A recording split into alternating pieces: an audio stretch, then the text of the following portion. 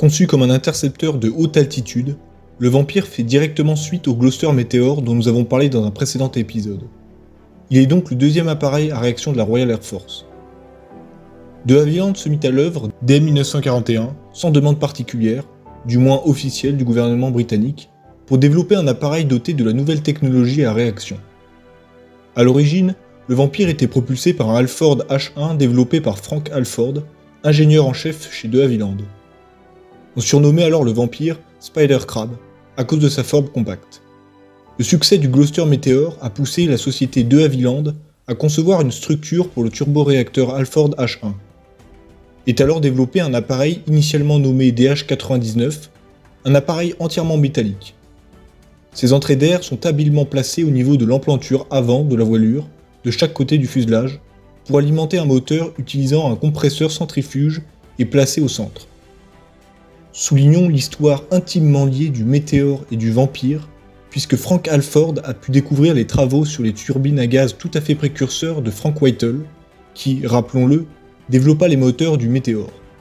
Sa configuration bipoutre et monomoteur faisait qu'on l'appréhendait comme un appareil assez expérimental. Rappelons qu'une configuration bipoutre offre une stabilité certaine en termes de tangage. Le bénéfice est aussi structurel, avec une solidité accrue de l'empennage, améliorant de ce fait la survivabilité de l'appareil et de l'équipage lorsqu'il est touché à ce niveau-là.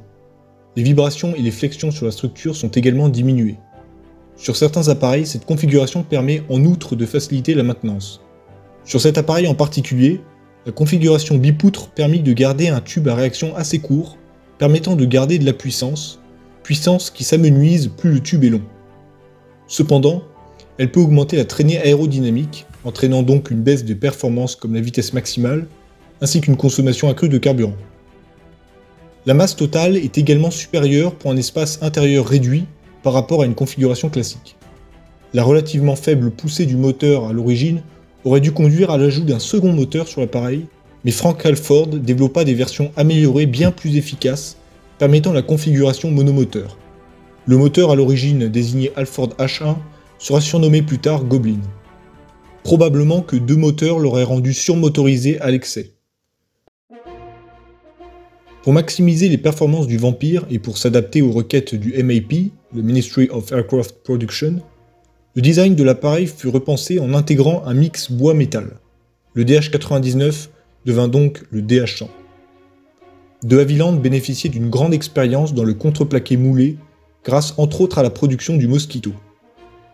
Le DH-100 est un appareil à aile droite et au train tricycle, il est doté également d'aérofreins sur la voilure. Le tout premier prototype décolla en septembre 1943, suivant de 6 mois le premier vol du Gloster Meteor. Le premier appareil de série, le Mark I, fut en fait produit par English Electric à Wharton. En effet, la pression sur la production demandée faisait que les usines de De Havilland à Hatfield n'avaient pas de capacité suffisante. Entré en service en 1946, il ne prit pas part au second conflit mondial. Le DH Vampire fut en revanche reconnu pour être le premier appareil de la Royal Air Force à dépasser les 500 miles par heure, soit un peu plus de 800 km/h. De Havilland développa ensuite un biplace de nuit destiné à l'export, le DH-113. Son nez est allongé pour pouvoir accueillir le radar AI, Airborne Interception, Mark X. C'est un radar aéroporté de recherche de cibles. Il est en réalité la version britannique du radar américain SCR-720, SCR pour Signal Corps Radio. Cependant, il ne peut suivre les cibles qu'il recherche, ni donner d'indication d'aide aux tirs. Sa portée de détection atteint en revanche un bon 14 000 mètres, et son balayage rapide a une capacité de fréquence de 5,8 balayages par seconde. À titre de comparaison des 14 000 mètres de portée du SCR-720, l'AN APS-21 américain du Gloster Meteor NF-12, lui aussi un Night Fighter, a quant à lui une portée optimale de 28 000 mètres, soit 2 fois supérieure. Mais sa portée maximale peut atteindre 45 000 mètres. La version F3L équipée du moteur Goblin 1 équipa nombre d'escadrons de la Royal Air Force. Le plus répandu des Vampires fut l'appareil d'attaque au sol FB-5, utilisé par plusieurs forces aériennes étrangères.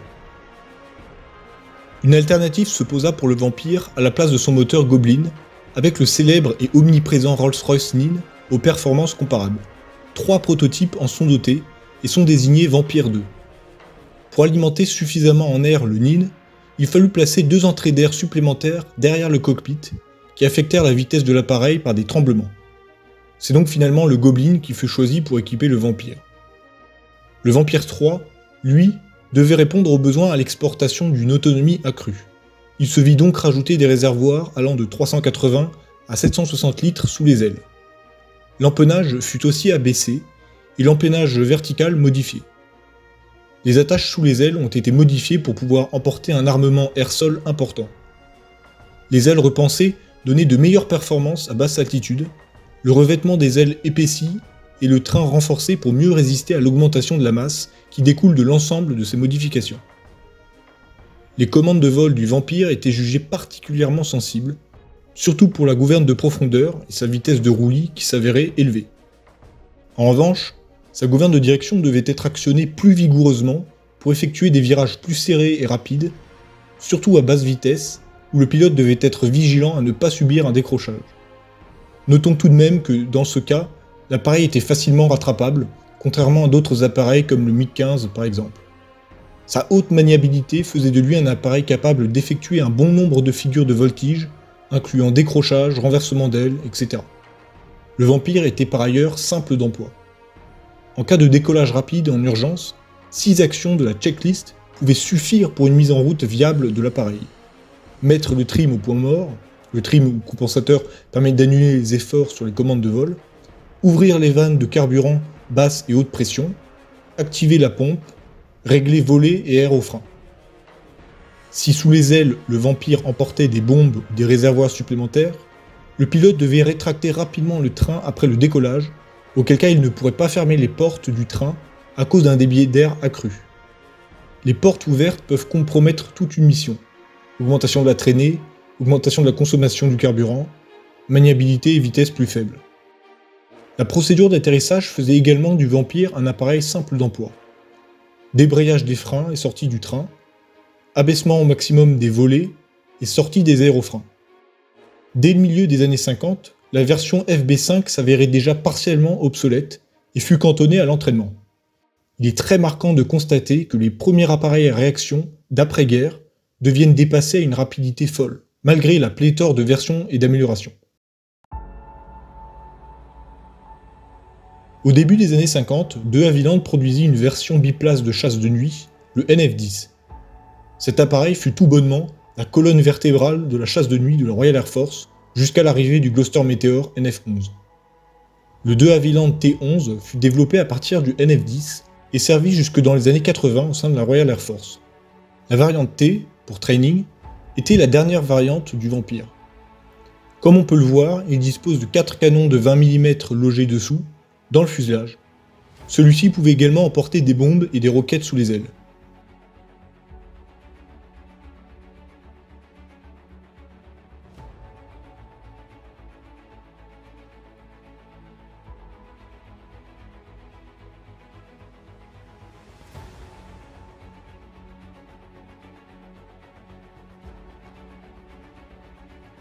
Le prototype de l'appareil d'entraînement DH-115 Vampire décolla pour la première fois en novembre 1950.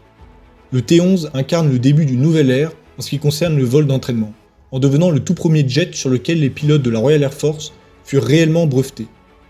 Un total de 800 T-11 fut produit, dont plus de 530 utilisés par la Royal Air Force. Le DH-115 Vampire, ayant acquis la dénomination de T-11, résulte de la version de chasse de nuit dont on a retiré le radar dans le nez, ainsi qu'installer des doubles commandes. Logique pour un appareil d'entraînement. Ce biplace, propulsé par un De Havilland Goblin de 1590 kg de poussée, soit 15,6 kN, avait une vitesse maximale de 883 km/h. Ayant un rayon d'action de 1390 km, son plafond de service se situe au niveau de vol 133, soit plus de 4000 mètres. Son poids en charge est de 5 tonnes 3, et son armement se composait de 2 canons hispano de 20 mm. On peut voir la configuration, somme toute relativement rare, d'un chasseur dont l'équipage est placé côte à côte.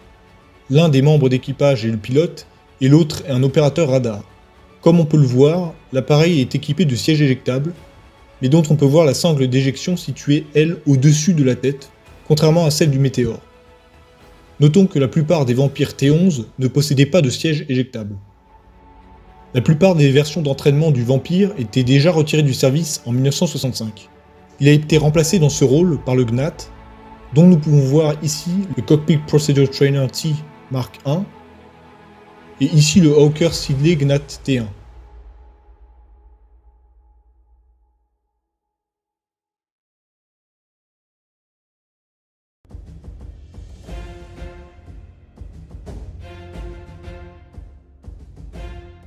Le Vampire FB6 est un monoplace d'une surface alaire de 24,3 m² et qui peut atteindre une masse maximale de 5,6 tonnes au décollage. Il est propulsé par un turboréacteur de Havilland Goblin 3, délivrant une poussée de 1500 kg, soit 14,9 kN. Il peut également dépasser les 880 km/h, un rayon d'action de presque 2000 km, un plafond de service se situant au niveau de vol 428, soit à une altitude de 13 000 mètres. Sa vitesse ascensionnelle atteint quant à elle un correct mais sans plus 4800 pieds par minute, c'est-à-dire 24 mètres par seconde.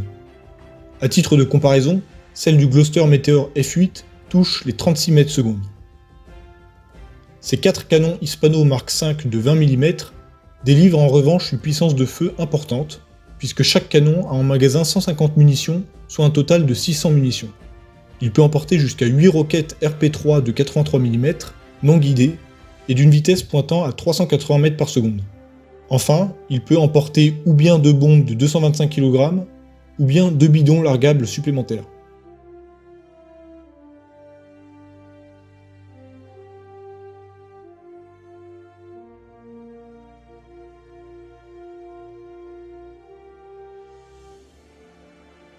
Immédiatement après les appontages effectués par des prototypes modifiés du Vampire en 1945, l'Amirauté fit part de son intérêt pour une version navalisée du Vampire pour sa Royal Navy. C'est la version FB5 qui fut choisie pour être modifiée à cet effet. L'appareil fut donc nommé Sea Vampire. L'appareil est reconnaissable par sa crosse d'appontage en forme de V, ses aérofreins et volets sont élargis pour assurer la phase finale de l'appontage. Le Sea Vampire effectua son tout premier vol en 1948.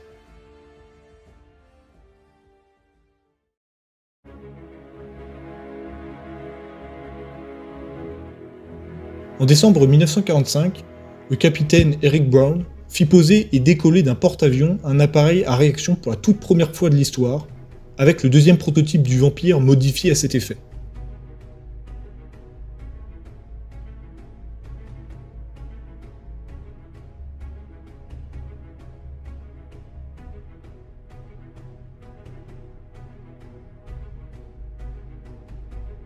Le 8 juin 1946, le Vampire fraîchement entré en service fit sa première apparition publique en dirigeant le défilé aérien des célébrations du jour de la victoire au-dessus de Londres, au sein du 257e escadron du Fighter Command.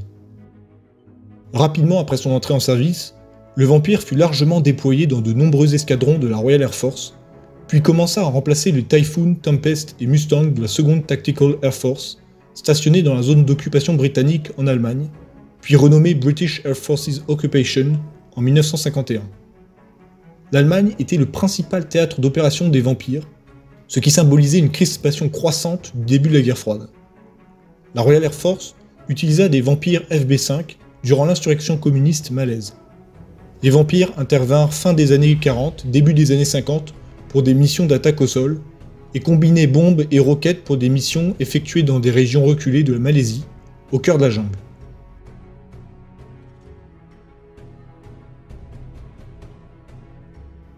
Des Vampires et des Sea Vampires ont été mobilisés pour la mise au point d'équipements et de procédures pour le développement d'une technique d'atterrissage sur porte-avions sans train d'atterrissage, consistant à poser l'appareil sur un pont en caoutchouc flexible. En effet, le train d'atterrissage est problématique, ou plutôt sa suppression serait très avantageuse en raison de la place qu'il prend et de la masse qu'il représente. Plusieurs atterrissages tests, trains rentrés, furent effectués avec succès, mais le projet fut par la suite abandonné, jugé trop complexe, logistiquement trop lourd et trop coûteux à mettre en œuvre, annihilant les gains de performance réalisés sur les appareils concernés.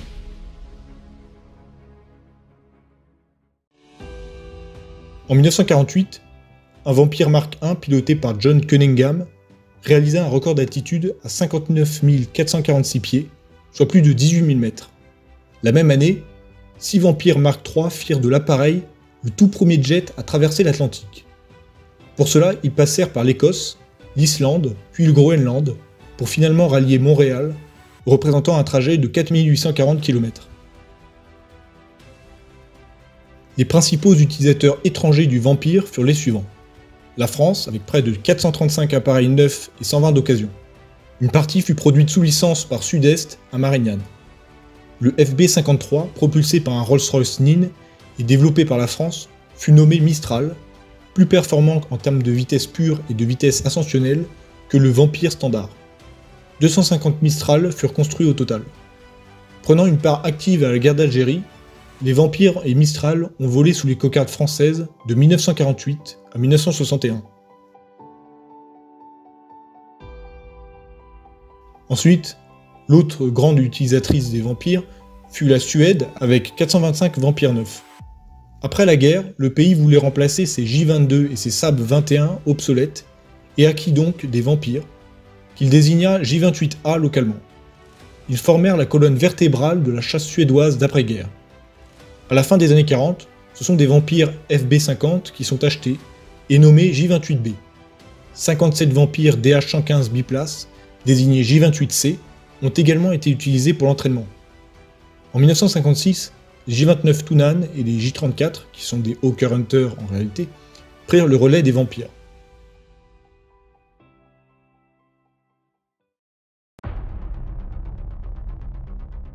Enfin, l'autre grande utilisatrice du Vampire fut l'Inde, avec 313 appareils neufs et 30 d'occasion.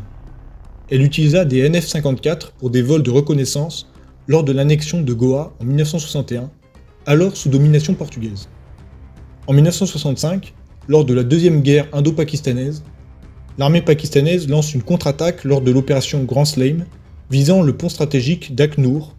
L'Inde envoya 12 Vampires Mark 52 permettant le ralentissement de la progression ennemie. Néanmoins, durant la mission, 2 F-86 sabres pakistanais les interceptèrent. Encore une fois, il est intéressant de noter que l'Inde et le Pakistan utilisèrent tous deux des armes occidentales. Nous avions déjà vu que les deux pays avaient à l'époque des chasseurs français également. Ou plutôt que les Occidentaux vendaient leurs appareils, sachant pertinemment qu'ils pourraient être utilisés les uns contre les autres. Sans doute voyaient-ils le bénéfice d'un retour d'expérience intéressant. Quoi qu'il en soit, les sabres pakistanais, grâce notamment à leurs missiles RR, surclassèrent les Vampires indiens, malgré qu'ils soient à un rapport numérique de 1 contre 6. Les Saab abattirent 3 des 12 Vampires. Suite à cette mission, les Vampires indiens furent retirés des premières lignes. D'autres pays utilisèrent le Vampire comme la Suisse avec 212 appareils neufs et 9 d'occasion, l'Australie avec près de 197 appareils neufs, et enfin l'Italie avec 180 appareils neufs.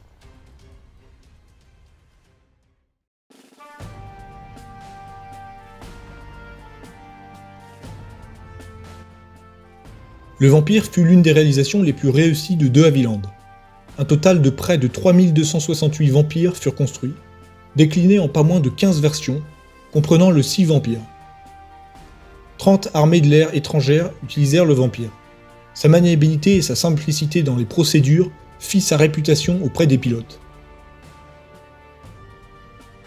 Il ne resta pas longtemps au sommet de la hiérarchie mondiale des avions de chasse, avec l'arrivée du MiG-15 et du F-86 Sabre, entre autres, à une époque où l'aviation à réaction progressait à une vitesse fulgurante.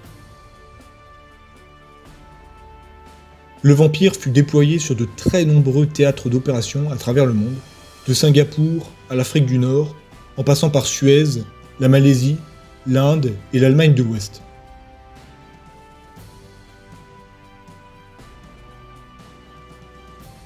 Deuxième appareil à réaction de la Royal Air Force, sa polyvalence, sa vitesse et ses records en font un appareil d'exception, bien évidemment au sein de l'aviation britannique, mais occupera une place particulière dans l'histoire de l'aviation mondiale.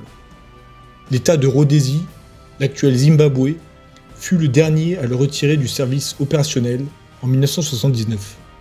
On compte environ 80 Vampires encore en état de vol à travers le monde.